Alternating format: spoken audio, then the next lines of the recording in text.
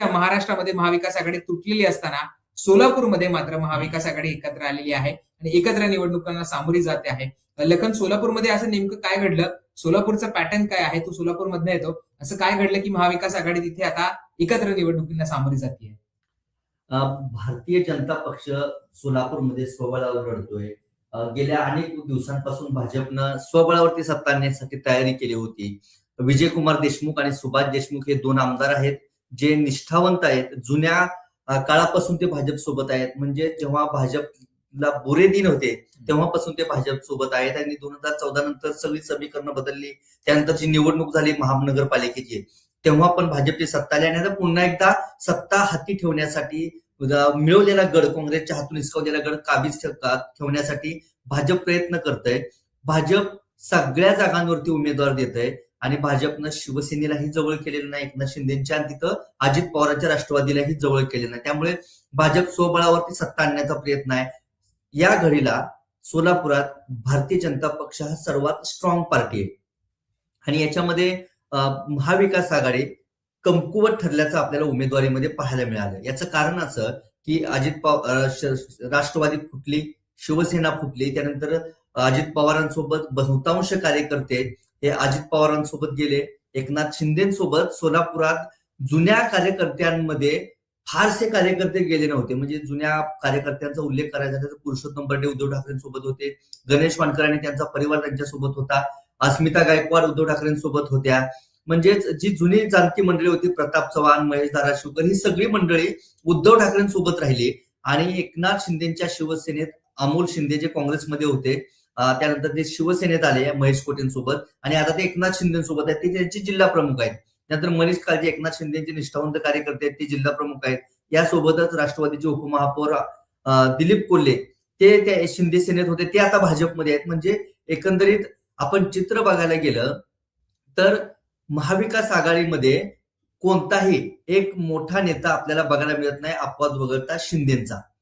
काँग्रेसमध्ये प्रणिती शिंदे या निवडणुकीचं नेतृत्व करतायत म्हटलं तर वावगं ठरणार नाही. तिकडे महेश गादेकर शरद पवारांच्या राष्ट्रवादीचे शहराध्यक्ष आहेत, ते आता याचं नेतृत्व करतायत. कॉम्रेड आडम मास्तर, नरसय आडम जे माकपच्या वतीने सगळे बोलणी करतायत. दिग्गज नेते आहेत, आमदार राहिलेले आहेत. सोलापुरातलं नव्हे तर महाराष्ट्रभरातल्या प्रमुख चेहऱ्यापैकी एक आडम मास्तर आहेत. त्यामुळे ते माकपच्या बाजूने लढतायत, महाविकास आघाडीत सामील आहेत. मनसेचे महेंद्रकर, विनायक महेंद्रकर, प्रशांत इंगळे ही सगळी मंडळी त्या महाविकास आघाडीत सामील झाली आहेत. आता राहिला प्रश्न उद्धव ठाकरेंच्या शिवसेनेचा.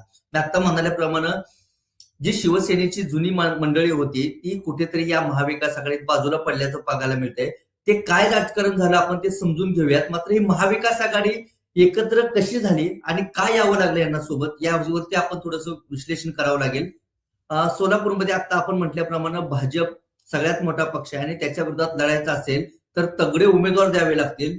आणि तगडे उमेदवार द्यायचं झाल्यास तर काँग्रेस हा एकमेव प्रमुख विरोधक होता. गेल्या काही काळामध्ये काँग्रेसची बरीचशी मंडळी भाजपमध्ये गेली. गेल्या काही दिवसांमध्ये ऑपरेशन लोटस राबवत जयकुमार गोरेंवरती फडणवीसांनी दिलेली जबाबदारी त्यांनी बहुतांश यशस्वी केली.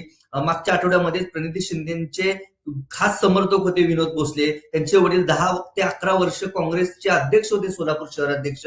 त्यांनी सुद्धा पक्ष सोडला. म्हणजे प्रणिती शिंदेचे जे खंदे शिलेदार होते, ज्यांच्यावर लढण्याची जबाबदारी होती, त्यांना सुद्धा भाजपने फोडलं. म्हणजे काँग्रेसकडे सुद्धा उमेदवार नव्हते. ज्या काँग्रेसची वर्षानुवर्ष सोलापूर महानगरपालिकेवरती सत्ता होती त्यांच्याकडे सुद्धा उमेदवार नव्हते. दुसरीकडे महेश गादेकर हे एकाकी झुंज देत आहेत आपल्याला असं म्हणावं लागेल, कारण त्यांच्याकडे फार मोठा नेता नाहीये. मनोहर सपाटे नावाचा नेता जो गेल्या काही काळामध्ये शरद पवारांसोबत निष्ठेन राहिला, मात्र मागच्या काही काळामध्ये त्यांच्यावरती आरोप झाले आणि त्या गंभीर आरोपांनंतर ते अडगळीत पडले गेले. शरद पवारांची त्यांनी भेट घेतली, मात्र त्यानंतर त्यांना तिकीट मिळालं नाही. त्यांचा पुतण्या ज्ञानेश्वर अप्पा सपाटे हे शिंदेच्या सेनेत गेले आणि तिथून ते लढण्याची शक्यता आहे प्रभाग क्रमांक 7 मधून. त्यामुळे राष्ट्रवादीतही असं शरद पवारांच्या कुणी दिग्गज नेता नाही, त्यांच्याकडे उमेदवारांची वानवा आहे. सुनीता रोटे वर्षानुवर्ष ज्या प्रभागातून लढतात तो प्रभाग फुटला मागच्या निवडणुकीवेळी, तरीही त्या निवडून आल्या. त्या निष्ठावंत म्हणून शरद पवारांसोबत आहेत, मात्र ते त्यांच्या प्रभाग आणि परिसरात काम करू शकतात, मात्र शहरभर त्यांचाही वलय नाहीये.